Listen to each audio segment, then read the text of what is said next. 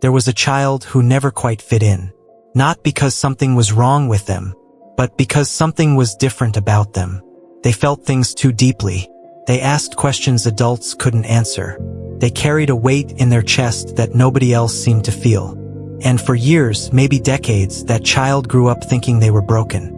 But what if they weren't broken at all? What if they were marked?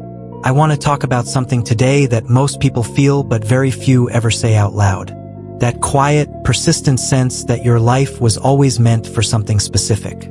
That the struggles you went through weren't random. That the way you see the world, the way you've always seen it, isn't normal, and deep down you've always known that. Not in an arrogant way. In a lonely way. In a way that made you feel like you were living slightly outside of the frequency everyone else was tuned into. What I'm going to walk you through are 7 signs, not random personality traits, not generic spiritual buzzwords, but 7 very specific patterns that show up in the lives of people who carry a particular kind of calling. People who were, in some way, marked from the very beginning.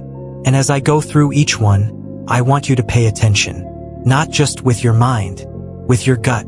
Because something in you already knows whether this is for you or not. Sign number 1. You suffered early, and the suffering shaped you in ways that don't make logical sense. Here's what I mean by that. Most people who go through painful childhoods, instability, loss, feeling invisible, being misunderstood, they either harden completely or they break. But there's a third category of people. People who went through the fire and came out softer, more aware, more tuned in to the pain of other people around them. Not in spite of what they went through, but because of it. Think about every significant spiritual figure, every person who went on to impact thousands of lives, every leader who people genuinely trusted. Almost all of them have a story of early suffering that doesn't fit neatly into the narrative of a comfortable life. Joseph in the Bible was thrown into a pit by his own brothers. He didn't just survive it. That pit became the first chapter of a story that saved an entire nation. Your early pain wasn't a punishment. It was a preparation. And the fact that it made you more compassionate instead of more cruel, that's not a coincidence. That's a signature. Sign number 2. You always felt like an outsider, even in rooms where you technically belonged. This one is so specific that when I say it, the right people are going to feel it in their chest immediately. You could be surrounded by friends at a family gathering, in a group of people who genuinely liked you, and still feel this invisible distance. Like you were watching the room from slightly behind a glass wall. Present but separate. Included, but not quite at home. And here's the thing about that feeling, it used to hurt. Maybe it still does sometimes. But there's a reason for it. People who are called to something larger than their immediate environment are often given a kind of internal detachment as a protective mechanism. If you had fully dissolved into every group, every crowd, every social dynamic around you, you would have lost the very thing that makes you capable of seeing clearly. You can't read a map if you're buried inside the terrain. The outsider position. It gave you perspective that people on the inside will never have. Sign number 3. You have an unusual relationship with solitude. Not just that you enjoy being alone. Lots of people enjoy that. I mean something more specific.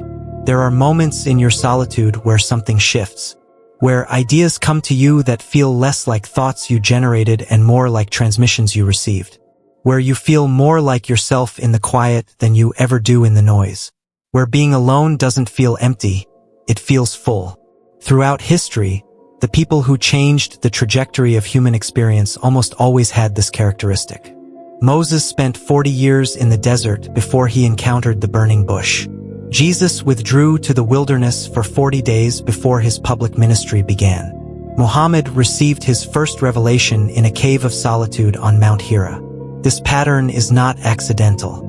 Solitude isn't just rest for chosen people. It's where they receive their instructions. If you've always been drawn to the quiet in a way that other people find strange, pay attention to what happens in that quiet.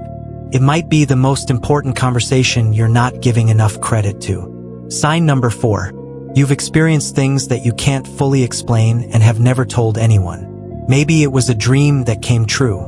Maybe it was a moment where you knew something before you had any logical reason to know it.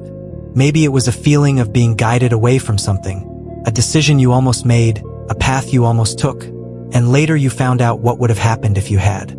Maybe it was something you saw or felt or heard in a moment of stillness that didn't fit inside the boundaries of ordinary experience. People who carry a particular calling tend to be given glimpses, not full revelations, not dramatic visions every Tuesday, just glimpses, small, undeniable moments of contact with something beyond the ordinary. And most of you have filed those moments away in a private mental drawer and never spoken about them. Because how do you say that out loud without sounding like you've lost your mind?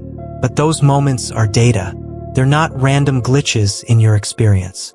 They're breadcrumbs, and they've been leading somewhere the whole time. Sign number 5. People have always come to you with their heaviest things. Even as a child, maybe especially as a child, people gravitated toward you with the things they couldn't say anywhere else. The friend who told you the secret they'd been carrying for years. The family member who broke down in front of you when they kept it together for everyone else. The stranger on a bus who started talking and somehow ended up sharing something they'd never told anyone. This happens to you more than it happens to most people. And you know it. There's a reason for this, and it's not just that you're a good listener, though you probably are. It's that people can feel, on some level they can't articulate, that you carry something. A kind of safety, a quality of presence that makes truth feel less dangerous. That isn't something you learned from a book. That is something you were given. And the reason you were given it is because the work you're here to do requires it. You can't help carry people's weight if they don't trust you with it first. Sign number 6. You've been through at least one period of your life that felt like total destruction, and you came back from it changed in a way that felt almost like a different person emerged. Not recovered.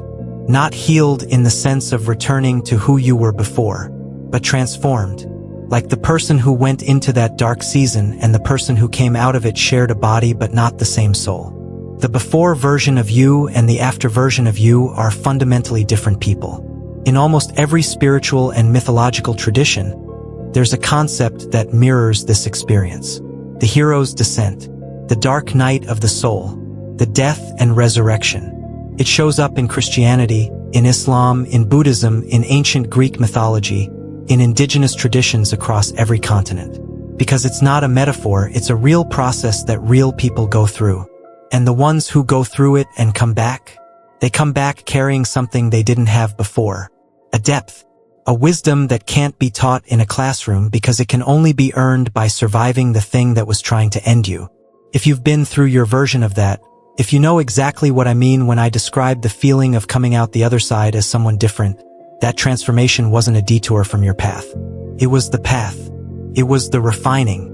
Because you cannot be trusted with the assignment you're carrying if you haven't been tested by the weight of it first. Sign number 7. And this is the one I want you to sit with the longest.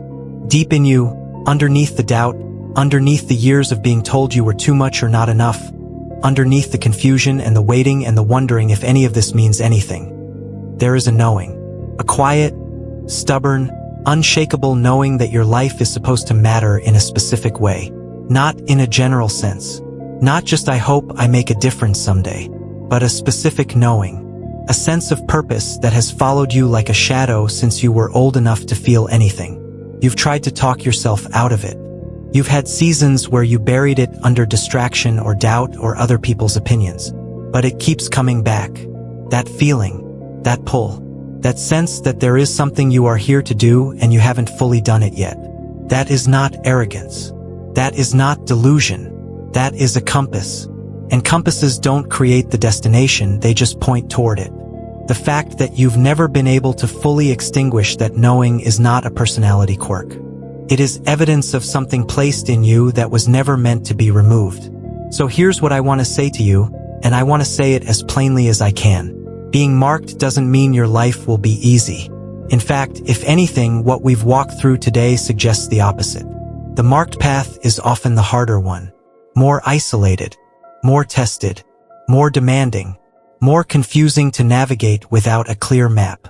But it is also the path that leads somewhere real, something that outlasts you, something that touches other lives in ways you may never fully get to see with your own eyes. And the reason I think it's important to name these signs, to say them out loud, is because so many people who carry this kind of calling spend years, sometimes their entire lives, believing that the very things that mark them are the things that disqualify them. Their sensitivity is weakness. Their outsider feeling is failure. Their suffering was just bad luck. Their knowing is just ego. And so they shrink. They quiet the compass. They try to fit into a life that was never designed for them in the first place. But what if the thing you've been most confused about, this persistent sense that you are here for something, that your story has a specific weight and direction to it, what if that's not confusion at all? What if that's clarity that you haven't learned to trust yet?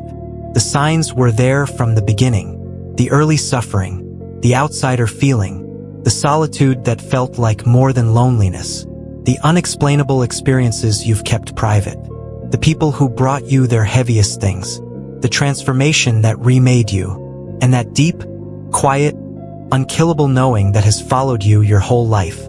Those aren't accidents. Those are markings. And markings, by definition, mean something put them there. I want to ask you something before you go, and I want you to actually think about this rather than just scrolling past it. Which one of these 7 signs hit you the hardest? Which one made you pause? Which one described something you felt your entire life but never had the words for? Tell me in the comments. Not for me, for you. Because sometimes saying the thing out loud is the first step toward finally believing it. And maybe someone else reading your comment will realize for the first time that they're not as alone in this as they thought. That's how it works. That's always how it works. The marked ones find each other. And when they do, something shifts.